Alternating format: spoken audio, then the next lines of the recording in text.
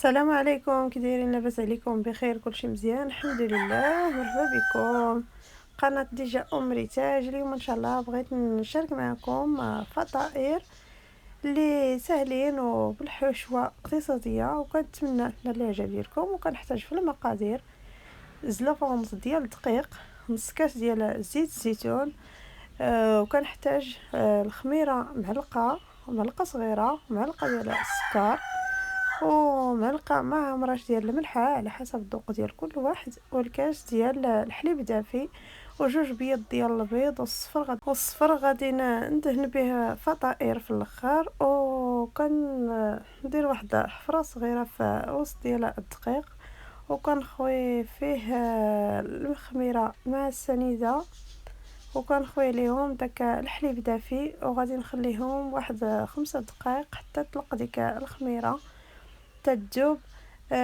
وديك الساعه عاد غادي نخوي المقادير اخرين. غادي نخوي عليها دابا الحليب، الا راه باقي غادي نزيد واحد شويه ديال الماء.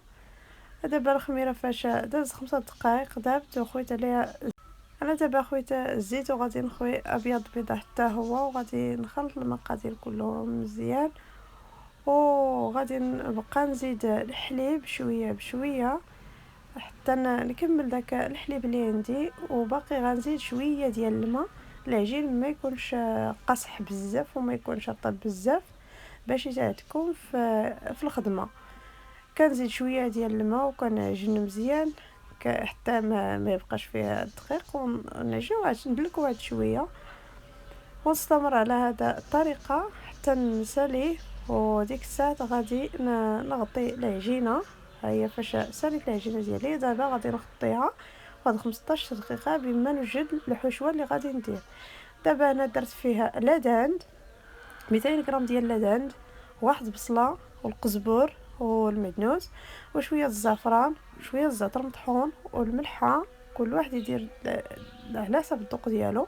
وزدنا شويه ديال زيت العود فاش حرطه، وهنا زدت شويه الزيتون، وغادي نشحر هاد الحشوه ونخليها تبرد. العجينه دابا فاش خمرات غادي نقطع كويرات الصغار، راه خمرات مزيان حتى ضاعف الحجم ديالها. وهنا قطعت العجينه كلها كويرات بحال ديال المسمن، وغادي نخليهم عاوتاني باش يسرحوا واحد شويه. عاد غادي ناخذ باش نسرحهم. فاش بردت الحشوه زدت ليها فرماج الساندويتش. المهم نتوما تزيدوا البيشاميل ولا اش بيتو.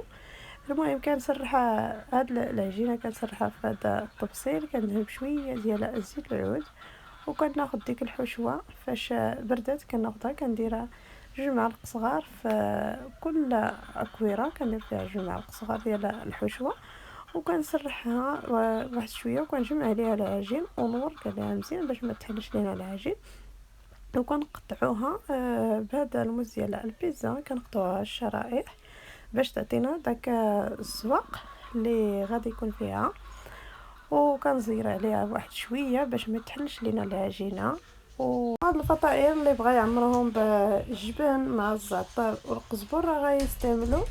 وهي دابا فاش جمعتها وخص بقى ديروا شويه ديال الزيت باش ما يتلصقش لكم وصافي، باش حيت الا كثرتوا الزيت ما غاديش يتلصق.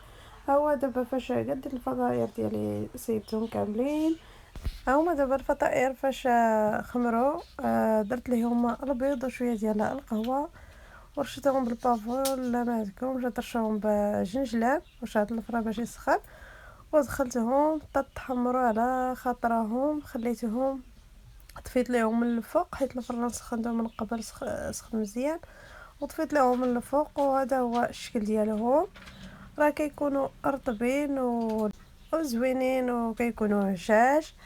وهذا هو الفيديو نتاع اليوم، كنتمنى ينال الاعجاب ديالكم، وما تنساوش ديروا لايك وتشتركوا في القناه باش يبقى يوصلكم كل جديد ان شاء الله. رمضان كريم على جميع المسلمين يا ربي، بالصحه والهنا وباش ما تمنيتوا. السلام عليكم، حتى الفيديو الجاي ان شاء الله.